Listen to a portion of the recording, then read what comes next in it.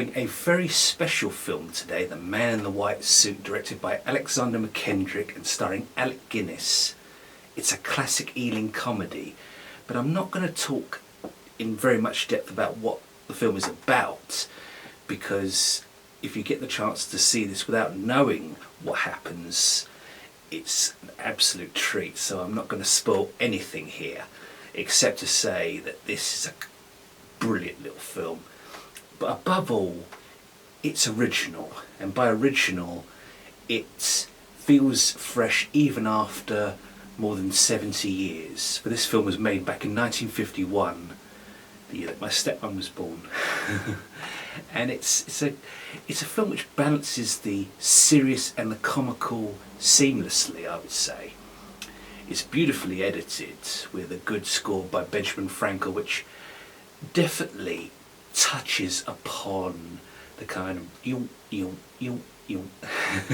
the scientific aspect of it, and indeed it will keep you in suspense for a good little bit of time as you try to work out what's going on. But like I say, I'm not going to let the cat out of the bag.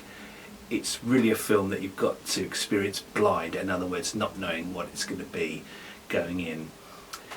Guinness was very much a chameleon type of actor in his day. He liked to disappear into a role, whether it was Fagin in Oliver Twist, Obi-Wan Kenobi in Star Wars, which apparently he disowned, but then Harrison Ford kind of disowned Han Solo in a way, at least with the terrible happenings in The Force Awakens, but I digress.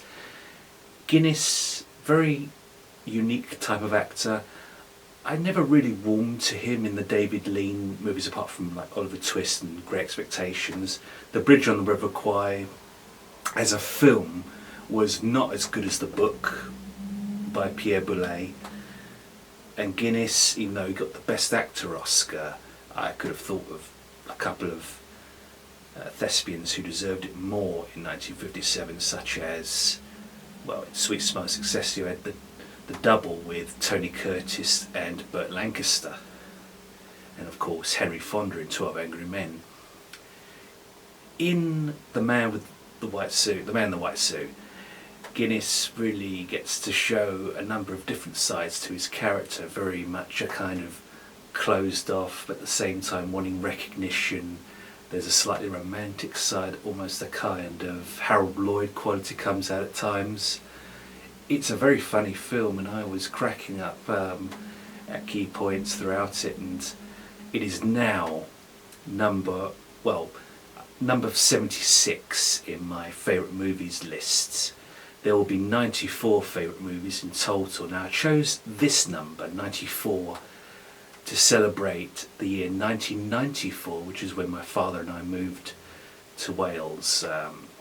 My father passed away in June from prostate cancer. He'd had for 4 years, so I miss him every day, and I think about him all the time, and he inspired me in so many aspects of my life.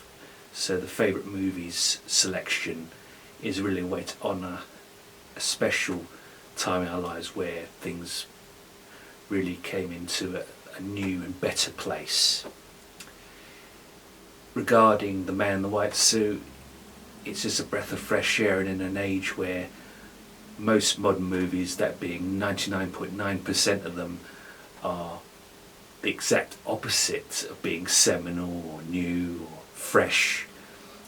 Going back to an Ealing comedy like this, which has ideas and so many sight gags and such inventiveness, I'm thrilled that the film received a screenplay nomination at the Oscars, even though the Oscars have become devalued, at least in modern times. But that's for a different video. Anyway, The Man in the White Suit. If you haven't seen it, check it out. If you have seen it, give it another look, because it's a beautiful little movie. Oh, and before I forget, a little shout out to Leslie, a friend who gave me a copy of 4 Ealing comedies, this being one, the others being The Lady Killers, Lambda Hill Mob, and Kind Hearts and Coronets. Thank you, Leslie.